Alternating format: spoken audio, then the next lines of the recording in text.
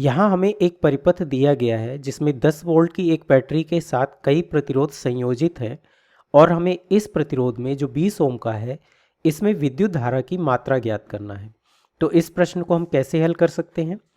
इसका एक सरल तरीका ये है कि इस परिपथ को हम जितना संभव हो सके उतना छोटा करें और फिर उस छोटे परिपथ में जो प्रतिरोध होगा उसमें विद्युत धारा और उसके सिरों पर विभवांतर ज्ञात करें।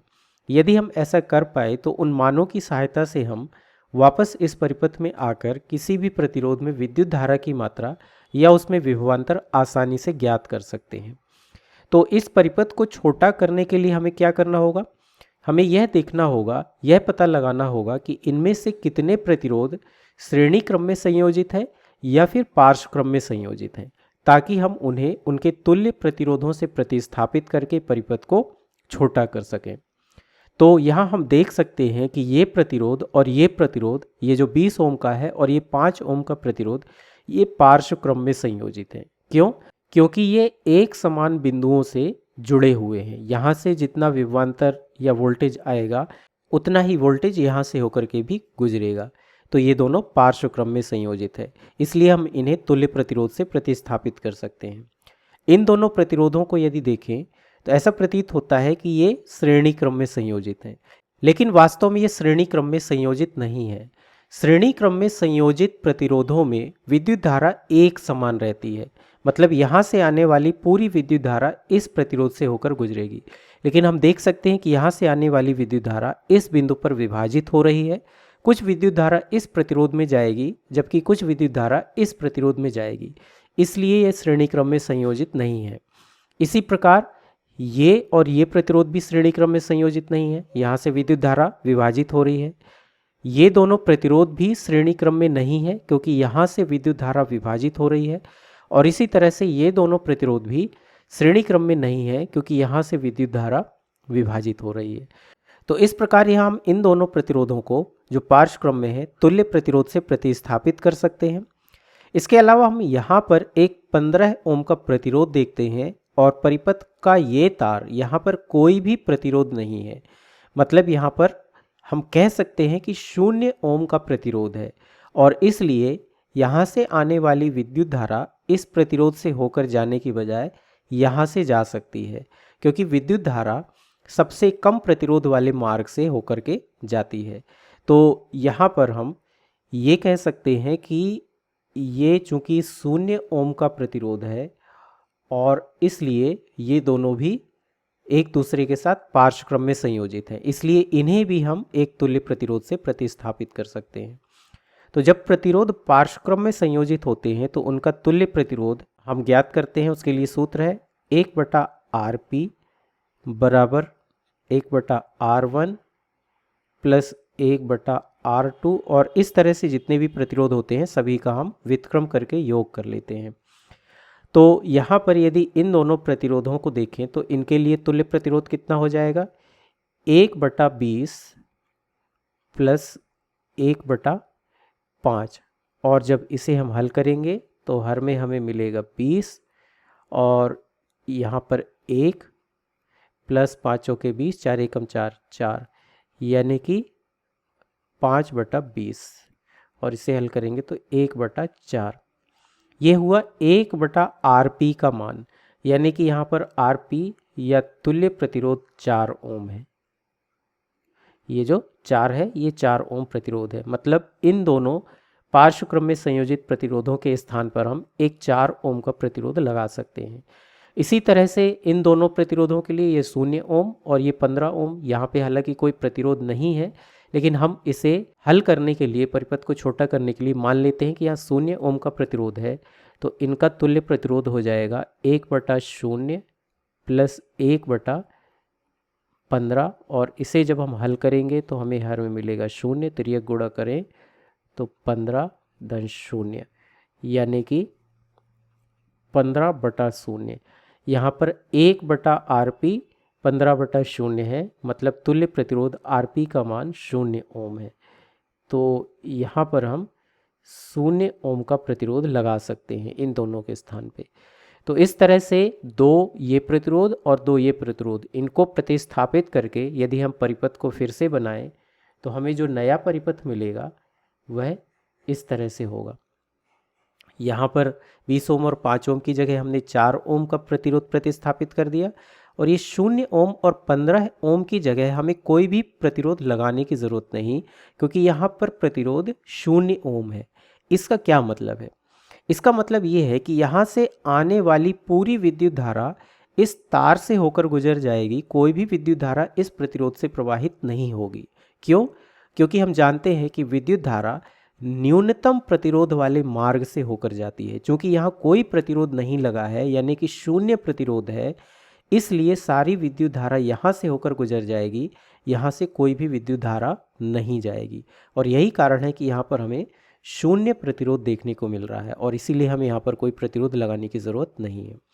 अब क्या हम इस परिपथ में इन प्रतिरोधों में विद्युत धारा या विभवांतर यानी कि वोल्टेज ज्ञात कर सकते हैं? तो इसका उत्तर है नहीं, क्योंकि यहाँ पर जो वोल्टेज है वह इन 3 प्रतिरोधों में विभाजित हो रहा है। मतलब इसे हमें और छोटा करने की आवश्यकता है।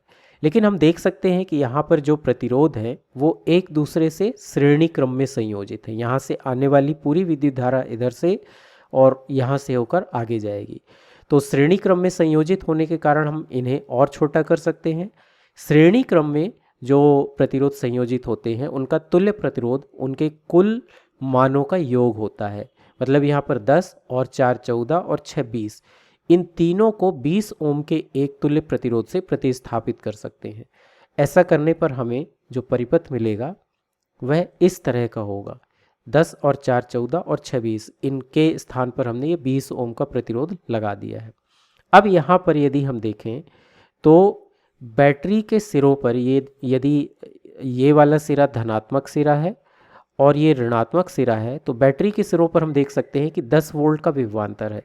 यही 10 वोल्ट का विभवांतर हमें इस प्रतिरोध के सिरों पर भी देखने को मिलेगा। इसके अलावा विद्युत धारा हमेशा धनात्मक सिरे से ऋणात्मक सिरे की ओर जाती है। तो मतलब विद्युत धारा यहाँ से जाएगी प्रतिरोध से होकर के वापस ऋणात्मक सिरे की ओर आएगी।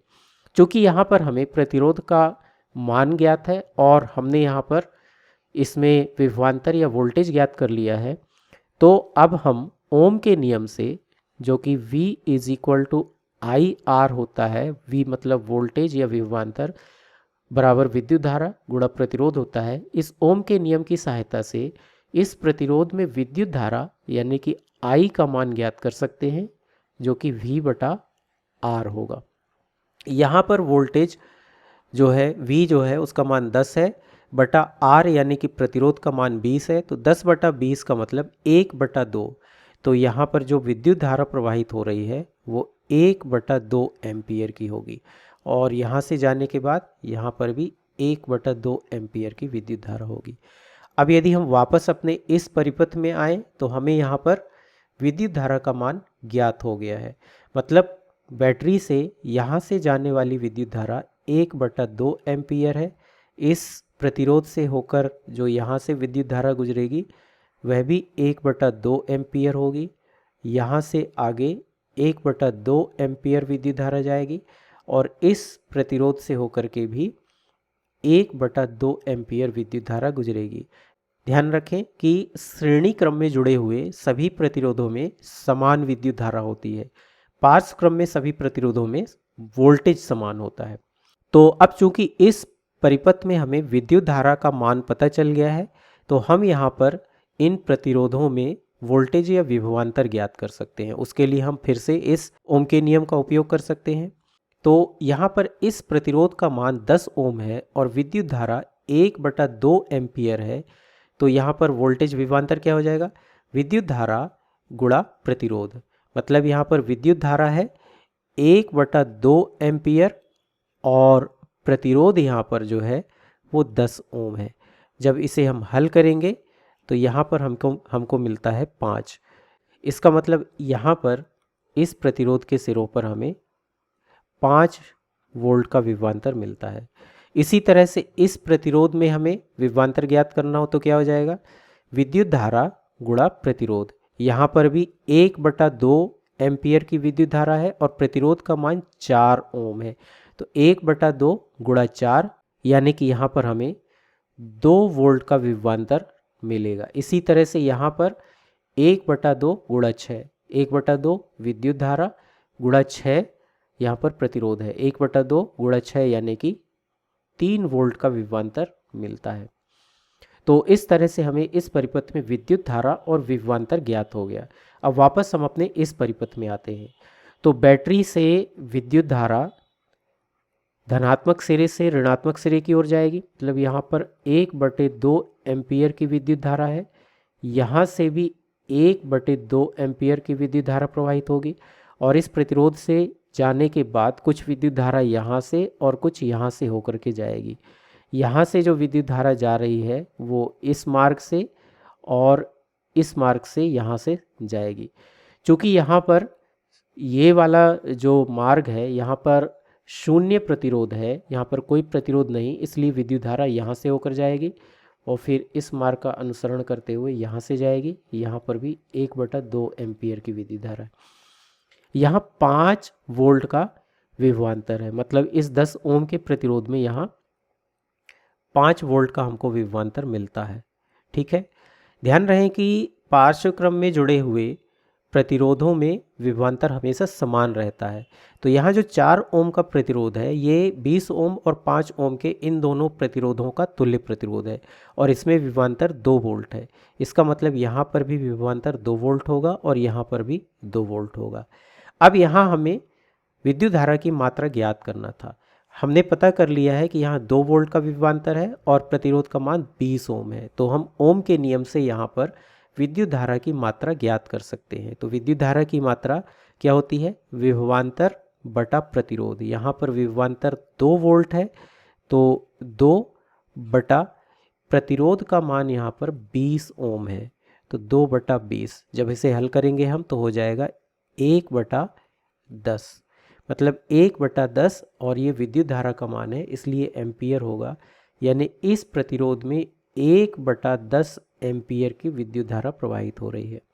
इसी तरह से इस प्रतिरोध में यदि विद्युत धारा की मात्रा ज्ञात करना हो तो इसे भी हम ओम के नियम से ज्ञात कर सकते हैं, विभवांतर बटा प्रतिरोध। यहाँ पर विभवांतर 2 वोल्ट है और प्रतिरोध 5 ओम है, तो विभवांतर 2 वोल्ट बटा प्रतिरोध 5 ओम, यानी कि यहाँ पर 2/5 एम्पियर की विद्युत धारा प्रवाहित हो रही है।